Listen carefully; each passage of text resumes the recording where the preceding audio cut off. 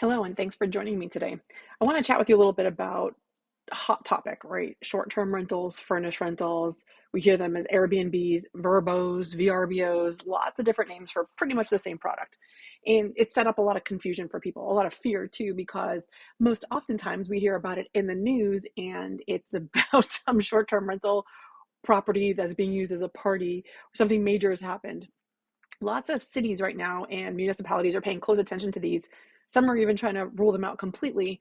But I don't feel that our near future has these leaving anytime soon. So, kind of want to talk with you a little bit about options. We have people who would like to do them sooner rather than later, some who just want to get some basic information. So, what I've set up is a couple slides here to chat about options and just things to pay attention to, some tips and tricks. Of course, if this is something you really want to get into, we need to spend a little more time talking about it in your specific situation.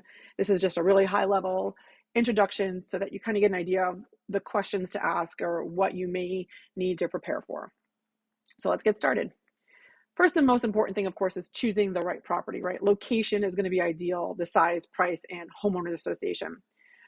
Location, you want to be near things, school activities, ASU, U of A, event spaces, or things that get the best pricing, near mountains or lakes, rivers, hiking, biking, trails, all those types of things. It's harder to be in the middle of nowhere and not and get a great return. Well, I say that as a general rule. Right now, we're seeing a lot of interest in short-term rentals. So, um, if you consider the market as well, right now it's actually pretty popping. So maybe location doesn't always matter, but as a long-term investment and reselling the property at some point too, location is still a factor.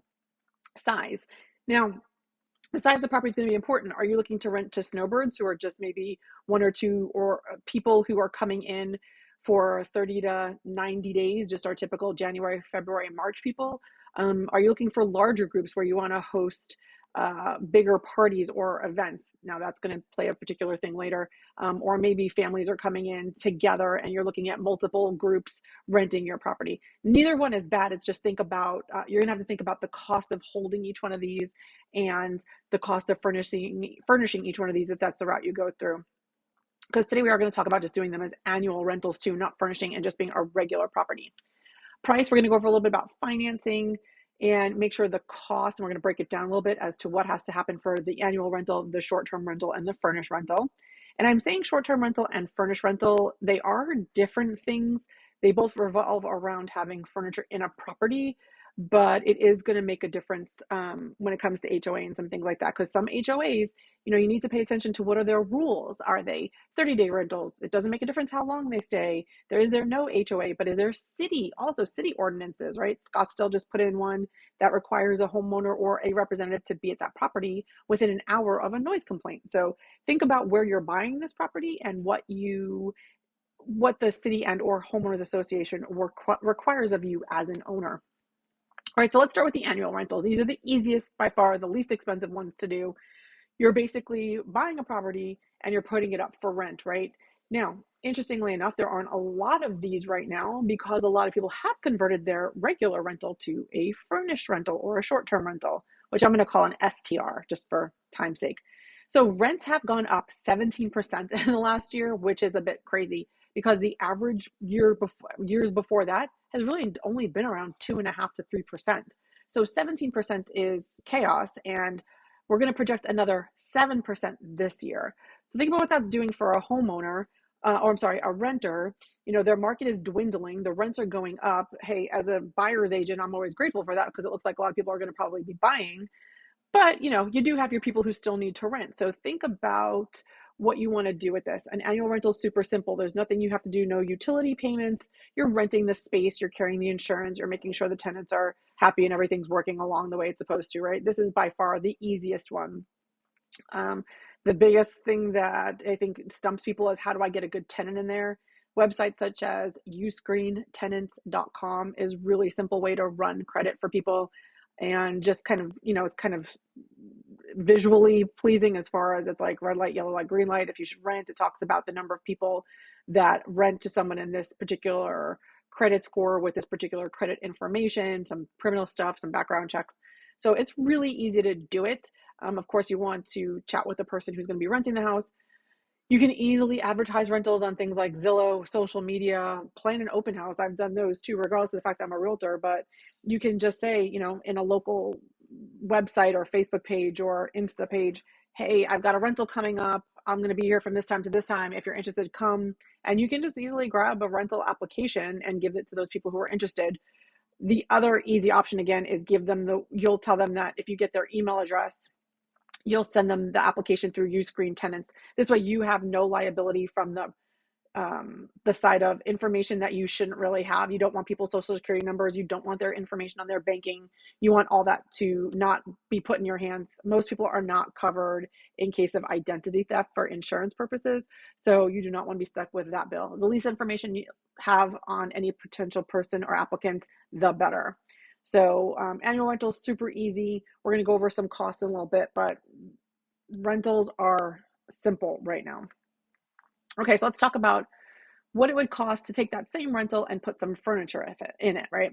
So this is either, short-term rentals or furnished rentals. Now, the difference here is this. Short-term rentals, anything less than 30 days, right? That is when somebody rents your property and there are no landlord-tenant laws involved. It's pretty much just, I'm not going to say a hotel type thing, but that's sort of it, right? It's more of a hospitality piece. 30 days or longer than 30 days, you are looking at potential landlord tenant stuff. Again, this all goes from an accountant and a real estate point of view. So this is where we'll get into the weeds more if you want to go into a furnished rental and what that looks like. But right now, again, just high level stuff. If you're going to go short-term rental, the quote is more heads in beds. So the more places you have for people to sleep, the more you can charge in rates. But remember, the more people in your property, the more wear and tear. So just keep that in mind. Most people will stick to the 2 people per bedroom rule, which is kind of a good way to mitigate too many people being in your house and a good rule to follow from fire perspective laws and stuff. So how are you going to configure this room or this house, right? You're going to buy the furniture. So you're going to hopefully ideally, if you have the space, put a master bed in the king bedroom, right? The other bedrooms you're going to configure, you could put 2 twin XLs in a second bedroom. They always can stick them together if they want to make a king size. You want to make sure that you have accounted for everything. I do have a checklist for this. So if you need one, feel free to reach out. I'll be happy to give it to you. Making sure you're accounting for everything that needs to be in the house, from furniture to flatware to appliances, right? I still do this. I'm like, oh, that's a great thing to put in there, right? When someone stays in your house, you're never 100% sure what people are used to or comfortable with. And so they may ask you, hey, do you have a crock pot in the house? No, I didn't, but I'll go get one. It's okay to go get them. If it's one who's going to want it, there's going to be chances that others are going to want it, right? Sometimes if a guest is staying there long enough, they'll go buy their own. Again, let's stick with the crock pot example. If they're going to be there a month or 2 months and you don't have a crock pot, they may not even ask you. They may just go buy the crock pot, but they almost always leave it behind because they don't need it, right? They've lived in the house for as long as they wanted to. They're not taking it back with them. Either they're flying or they just have more in their own house than they need, so they're going to leave it with you. Those I always send a grateful thank you so much for keeping that here, and I appreciate, I know the next guests will appreciate that. Some of the other things you want to make sure you're including in a furnished rental: internet. Keep that in your name. That's a lot easier because most of us do not add cable TV and satellite dishes they're costly. And a lot of people now are putting just streaming televisions in, right? It's just, we're going to put anything with Netflix, Hulu, and honestly, you don't have to, that's not your account, it's the guest's account. So just let your guests know ahead of time, hey, bring your usernames and passwords with you because this is streaming TV only. And then remind them at the end when they're leaving to log out of those accounts. You're going to pay for landscaping and pool maintenance if you have a pool, right? You're always doing that weekly landscaping, making it look as amazing as possible. Now, the utilities on a furnished rental, just depends.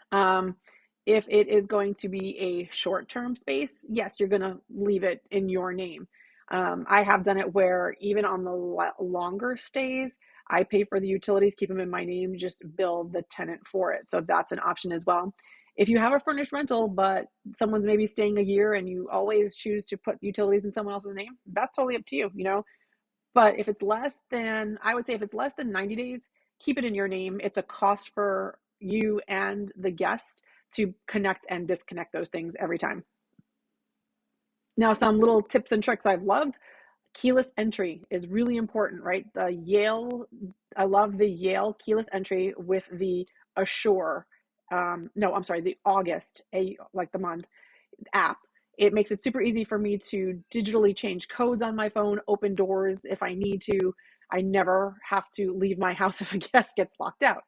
But what I do for a backup in case like something like batteries die, and that's the other thing I love about the August app is it tells you if the batteries in the lock are at like 25%, so you know to go change them. But let's just say you miss that or something happens, always leave a lockbox somewhere on the property that has an extra key where your guests, if they are locked out at an inconvenient time or something's not working out, they can go grab that key and pop themselves right in. Another little thing I've learned about is the Bed Bath & Beyond Plus. It's about $30 a month, and it's fantastic because it will give you 20% discounts every single purchase, the whole entire year you're a member at Bed Bath & Beyond. And that's great for towels and colanders and blenders and all those little things you're going to need to put in your property, dishes and glasses. There's just a lot of stuff. Again, I have that checklist, so don't freak out. I can totally send that to you. Um, Buying the furniture, places like Ashley Furniture, American Warehouse, Decored Home Goods, getting a contractor's account on Wayfair. Those are all fantastic options because if you're buying a whole house full of furniture, they will typically give you bigger discounts. And if you're a contractor, and by that I mean when you talk about Wayfair, I think it's called professional product. You know, people who are short-term renter, owner, or landlords, realtors, contractors, they give discounts for stuff when you buy through them, and their prices are really good. Now, you can go spend more money on higher end furniture, of course, absolutely. Just know that these things get utilized a lot, and it's got to be good furniture, not the most expensive furniture, but furniture that you won't have to replace every other year. So my favorites have definitely been Ashley Furniture and American Furniture Warehouse for that kind of stuff. You can go a little higher, go to Living Spaces, but typically you'll get decent discounts at places if you tell them you're furnishing a whole house. So that is the furnished rental. Remember that the furnished rental can be either the short term or the long term.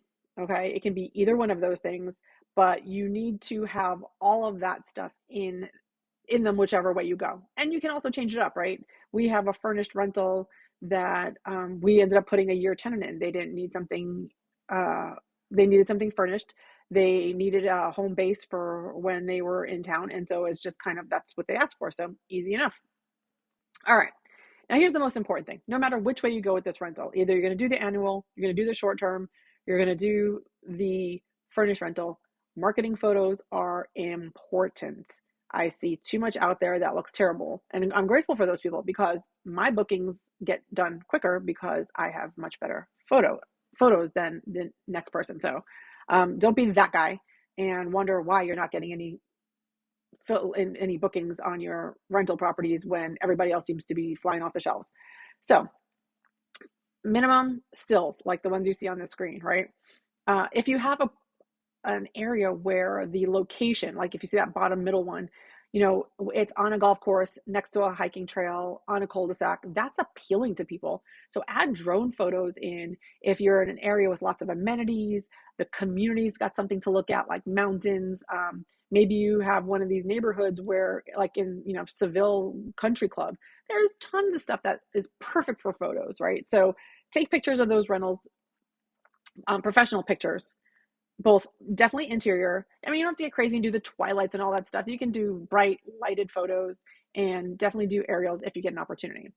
So, I mean, for the cost of somewhere between 120 and 250 depending, it's definitely worth getting the pictures done. Because now here's what we're going to talk about. Where do I advertise these properties?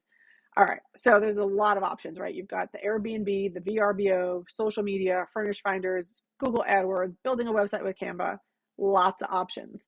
Now, Airbnb costs less than VRBO does, right? Airbnb charges like 3%, where VRBO charges 8%. I usually put mine on Airbnb or I put it on my social media, and I've been able to keep stuff booked without a challenge. VRBO is super expensive. I mean, I think they charge their traveler even 14%. So not quite sure what that's going to look like in the next little bit because there's so many opportunities to rent these properties out without having to go through some of these services. I like the way that Airbnb definitely checks identity and making sure that the person who's booking the space has all the information they need. So that's always very helpful. But I like social media because it does go to my friends and people who know people who will know me. So again, when you're having that influence of people who know people you know, that's also a benefit too, right? Furnish Finders is a great place for traveling nurses. You know, nurses get somewhere between 2 and 3 months of per diem living in different places. My property in Sholo, we've done this where the nurses will come and stay for a couple of months, and it's great, right? It's easy. It's great for both parties, both you as the owner and the guest who's staying as a nurse. And you know, they're coming and going all days and hours, all times of the day. So it's a perfect opportunity. Now you can build your own website. Canva makes things very easy like that. You can do Google AdWords. Just start looking at costs of all these things and seeing where does it make the most sense to put your marketing dollars. Definitely in photos, and then pick a venue. You can, you know, you don't need to do all of them because if you start double booking your calendar, that's when things get really nasty. So pick ones. And again, this could be something that we talk about when you're deciding on if you want to do a short-term rental or even the furnished rental. You can limit, you know, the number of days. So, or you can dictate the number of days, meaning it could be 30 days or more. I've seen, you know, some of them that's a year, you know, and that's okay. So just remember you can mitigate those number, or I'm sorry, you can dictate those numbers on any one of these sites. So one of our properties, because of the HOA, it's a 6 month minimum rental. No problem. We still furnished it. We have people in it all the time. It's just, it's going to be different than our other rentals that have 30-day minimums. And every one of our properties actually has at least a 30-day minimum. We don't have one. Well, I'm sorry. Let me not say that. Our one in Sholo does not have a 30-day minimum. So just depends on where you're located. All right. Now make sure you get a list of the people ahead of time that you're going to need, right? Again, no matter what type of listing you do, the last thing you want to do in the case of emergency is scramble for a vendor. So organize this list ahead of time. And I have a list of all my people that I use uh, to call in case of an emergency. Now, some people will leave these lists on with their tenants. If you're going to do this for the longer term rentals, the annuals, just make sure you have it written in your contract that the tenant will not call any of these people without your notification, because you may not reimburse them if they go ahead and pay for a plumber or an air conditioning person. You need to know ahead of time, and we need to work that out, and you know, before it even starts. So get these people get your plumber or your air conditioning heating person, electrician, a restoration company. You know, you don't want to have to make that call, but they will be the lifesaver if you ever need them. A handyman, someone who's just willing to go in between maybe guests and just fix things. A garage door repair person. You do not want your tenant stuck in your garage door because they can't get out. So these are the important people to have on file before you do anything. All right, so let's talk about what does this look like financially. Now, I'm just going to go with a very basic 3 bedroom, 2 bathroom, 1,500 square foot home without a pool in the 85226 area code, which zip code, which is in Chandler, Arizona, right? It's near things. It's near Intel, not far from ASU. It's got a mountain close by. It's off the freeway, near an airport, right? You can see how that may be appealing to someone. So if it wasn't furnished, this 1,500 square foot house is going to be, I'm going to say on average about 2,200 a month. You're depending, again, location, right? If you're against water, sometimes amenities that we think like when we resell a house will give us a higher appraised value, they don't necessarily give us more in rental income. So just think about that. They're nice perks, but sometimes tenants don't want to pay the extra for that perk. It may be more appealing on the furnished and vacation rental side, but not necessarily the annual renter. So your OOP cost, which is your out-of-pocket cost, is, you know, you're gonna have to worry about your HOA payments and your mortgage payments. And then of course, all these always come with the caveat that you will always have repairs to do on these properties. So you're gonna want to put you know, somewhere in the neighborhood of $1,000 on the side just in case anything happens. That same property, if you're going to rent it short term, so maybe someone's building a house and they have to sell their property and they need something for like 3 to 5 months or until that property is built. We've also had clients where you know, there's fire in their house and they have to go somewhere for the time being until that property gets renovated or remediated. People doing remodels, right? These things right now, they say they start out at 3 months, but it could be longer than that. It just depends. Again, it's the issues with getting materials in, contracted people who can come and get the work done. Those all are factors we can't figure out. We can't predict them. So a furnished rental is good to have for those folks, people who have insurance issues, people who are looking for new home builds or waiting for their home to be built, or people moving to the state and they're not 100% sure where they want to go yet. Now, on average, you're going to get about $3,100 a month for that same 1,500 square foot house. You will have to pay for the HOA, the mortgage, and then also you're going to put in the furniture. And when I say furniture, I'm talking about everything from the silverware to the furniture. And in a property this size, if we're looking at a 3 bedroom, you're probably looking in the neighborhood of $10,000 to $12,000 for getting that place set up. You can even, I love hiring my designer to come in and just add those finishing touches. I'll give her a budget and she'll go finish it off and make it look super great, so that even in the photos when you're putting them up there and for the tenants when they walk in or the guests, it's a super big impact. So think about that too when you're thinking about furniture. Now, again, the same property, we are going to go to the furnished vacation rental. We're going to pretend this is in a place. I know I said 85226, but let's pretend in this zip code that there's no HOA and you can rent it for less than 30 days. So these are going to be your seasonal rates, 3,800 per month average, because your seasonal rates are going to go up, right? I've got a property that I rent per month. Once in the summer, it's 4,500, but in the winter, it's 7,000. So you can see the significant difference, but we're talking about averages here. So you're going to, and also, if you can rent it weekly or week for the weekend, again, those numbers are going to change things. So this is, again, averages, but your out-of-pocket costs are going to be your HOA if you have one, your mortgage payment if you have one, the cost to put everything in there. Plus, you're probably going to pay for the utilities. Well, no, you are going to pay for the utilities and the internet services. And that can be anywhere from, I think in one of our properties, we pay about $800 a month for utilities, and that's water, sewer, trash, um, power, gas, things like that. And those can add up. Well, and internet, right? So those can add up. Again, it's just where are you financially that it fits your picture. So that is a lot of information. I know it's super high level, but if you have any questions or you want to talk more specifically about any one or all of these products, let's have a conversation. I have been doing this for quite a while. I have a bunch of my own, actually all of my rentals right now are currently furnished rentals. They're all that, like I mentioned, they're all in that 30-day range, and it's been good. There is more work involved. Every time someone new comes into the house, it's a lot of the same questions. So you're putting together information that allows them to not have to ask you the same questions over and over again because you've put that information in there. My next project is probably going to be putting videos together to kind of send out to those people so that they can see me and they can get information that hopefully helps them in getting through their initial getting into the house. So please feel free to reach out. My number is 480-201-3575 for any texts or phone calls, any questions you have on this. And I appreciate you guys being here. Take care.